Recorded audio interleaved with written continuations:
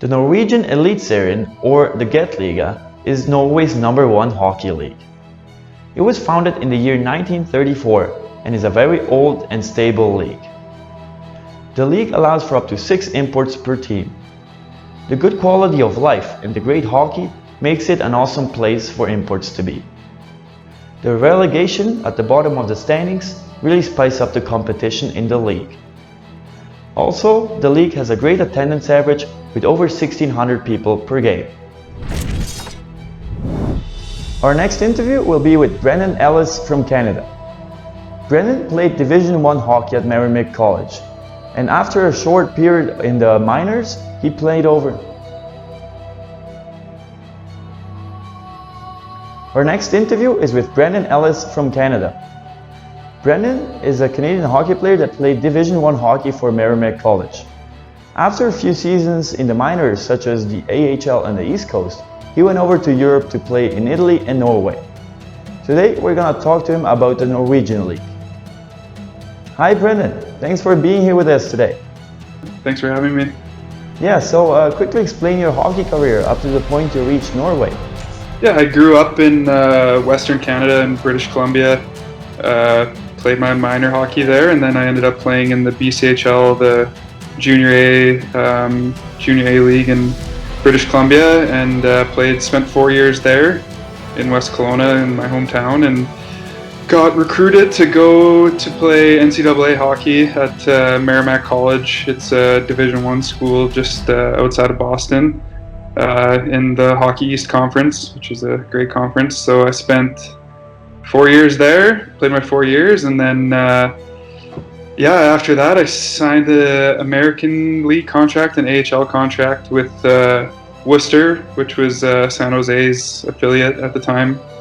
I spent a couple of years, probably 3-4 years in North America, kind of bouncing around the systems there through the American League and the East Coast League, and played a little bit in South Carolina, the South Carolina Stingrays for parts of 3 years, which was a great experience. And then ended up going and playing a year in the Alps League in Gardena there. Enjoyed my time there. After 1 year there, I had 2 friends that were playing here in Lillehammer the year when I was playing in Italy. So they had a really good year here, and the next year they were kind of looking for another defenseman, and I knew them from playing with them in South Carolina before, so they kind of recommended me, and I talked to the coach and the manager and stuff, and it seemed like a good fit, so I ended up coming here, and I've been here for the last 3 years. I'm going on my 4th season next year in Norway. Okay, so you already had friends in Norway.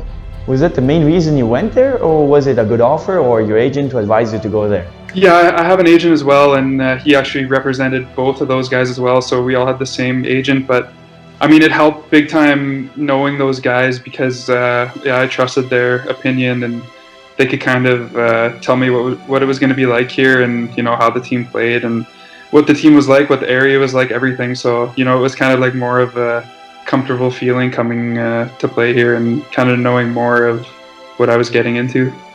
How about the lifestyle in Norway? How is it different from North America? Yeah, I think it's an awesome place to live. I mean, it's a beautiful country. Lots to do.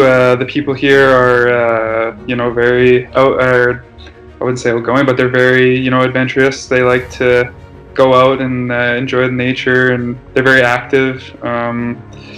And like everybody here speaks really good English, which is makes it quite a bit easier for me. So I mean, anywhere you go, their English, it's pretty amazing. They almost have like no accents when you speak to them. So that makes life easier for me, definitely, spending so much time here. So yeah, I mean, I love being here. So Norway is very up north. Is the weather cold or dark, or do you think that's not a problem?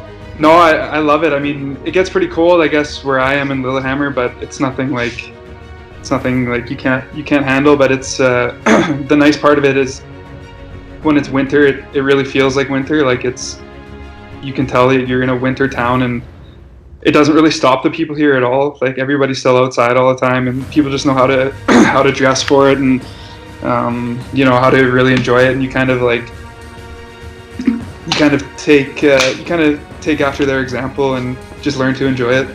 So for the upcoming seasons, do you have plans to stay in Norway, or was that it for your 3 seasons there? Yeah, I met my fiance here. We're gonna get married here next summer, so that's a big reason for staying. But it's just a great place to be. Yeah, it's a fun place to play hockey. So, I mean, that makes it so enjoyable. And for plans, I'm not sure. I have 1 year left on my contract, and you know, kind of the lifestyle of the hockey player. You just kind of take it year by year, and you never really know what the future is going to hold. But you kind of just take it day by day, and yeah, try not to think too far ahead. Okay, so you played in many leagues, including the East Coast, the Italian League, and now in Norway. How can you compare those leagues? It's hard to say. It's hard to compare it, I guess, because like you're saying, style-wise, it's quite a bit different. I mean, in North America, it's really physical, especially in the East Coast League. You know, there's a lot of small rinks and a lot of big guys. Norway can be similar. You know, you got a lot of bigger guys, and half the rinks in this league right now are NHL size rinks. So it kind of turns into more of a North American style game when you're playing in those, and then you also have big Olympic size rinks, and the game changes a little bit there. It'll be a little bit less physical, a little more puck possession, and yeah, it's more of a thinking game at that point. Instead of North America, it feels like it's a little bit more just dump it and go get it back and create a chance. Here it's a little more hang on to it, wait to make a play, and yeah, puck control. Okay, so you would say that in North America the hockey game is a little bit more intense, whereas in Europe you've got a little bit more time and it's more about tactics, right? Yeah, I would agree with that for sure. Yeah, I mean, I think you still have a lot of skill in North America, but here it's easier to, not easier, but you're able to see it a little bit more, I guess. Yeah, more tactics, like you said. So you've got a lot of hockey left in you, and you're still pretty young.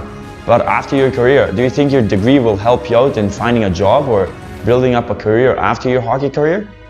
Yeah, I mean, I guess that's the good thing about going the NCAA way is you play your 4 years there and can also get your degree. So I got the business degree. So I mean, if I would like to stay in hockey right now, I think it would be. I like the coaching side of things and things like that. But you never know what's going to happen. So play as long as I can.